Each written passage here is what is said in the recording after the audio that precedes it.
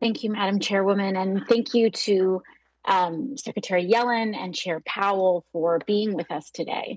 One of the things that I also wanted to focus in on is the very important topic of climate change in terms of the Treasury and the Federal Reserve's role in that. The United States just returned from COP26 in Glasgow, and where participating nations agreed to reduce carbon emissions in order to remain within the 1.5 degrees Celsius benchmark as acknowledged by the Paris Agreement. The Financial Stability Oversight Council, or FSOC, recently released a report exploring the risks that climate change poses to our financial system. And while it is the first time that FSOC has designated climate change as a threat to U.S. financial stability, I was disappointed to see that the report, which is intended to serve as a blueprint for federal regulators, makes no mention of any timelines or policies needed to stay within that 1.5 degrees Celsius target. As a matter of fact, the FSOC report, in discussing climate change, doesn't discuss the 1.5 degrees Celsius target at all. And instead, its focus is on general data disclosure and review. Secretary Yellen, can you explain why the report fails to make mention of globally acknowledged targets for climate to prevent further climate change degradation?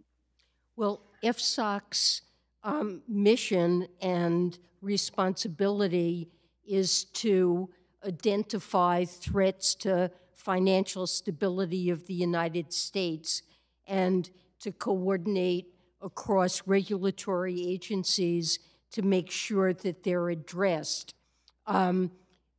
Treasury is also involved with the administration in trying to put in place policies, economic policies, tax policies, spending policies that will address climate change itself. And of course, very substantial policies are included in Build Back Better, and the infrastructure plan also contain policies that address climate change and are oriented toward trying to meet our commitment to the 1.5% target. Thank you, Secretary Yellen. As a general note, I do think it's important that perhaps we consider the fact that there are substantially different financial risks between 1.5 degrees Celsius, 2 degrees, and beyond. But when we look at some of our partners around the world, Sweden's Riksbank will only purchase bond holdings from companies complying with their climate standards. The Swiss Central Bank has announced that they will exclude coal investments from its massive holdings. The European Central Bank conducts stress testing with respect to climate. Do you believe that the United States is behind the rest of the world when it comes to mitigating the risk climate change poses to our financial system and the commitments we're willing to make to do so? I take it you're asking me that question. Or were you asking Secretary Yellen? Oh, I apologize. Yes. Well, I was asking Secretary Yellen, but Chairman Powell, you're welcome to weigh in as well. Thank you. So, I'm really focused on our domestic context and doing what we think is right under our laws and our authorities as the Fed. And I would say that principally what we're working on is regulation and supervision of the largest financial institutions and also financial stability more broadly.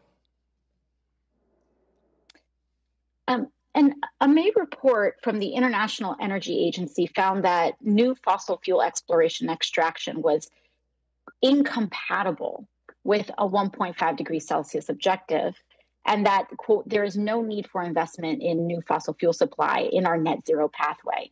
And with respect to the U.S. mitigating the catastrophic impacts of essentially going beyond 1.5, potentially going beyond 2 degrees Celsius, do we agree, or Secretary Yellen, do you agree with this assessment that we should consider phasing out investments in new fossil fuel supplies?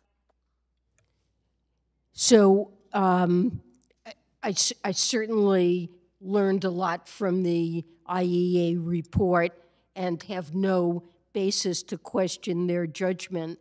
As Chair Powell indicated, the FSOC's mission and the Fed's mission is safety and soundness of financial institutions, and we don't have authority to tell institutions that they must pursue lending policies that support the Paris commitment.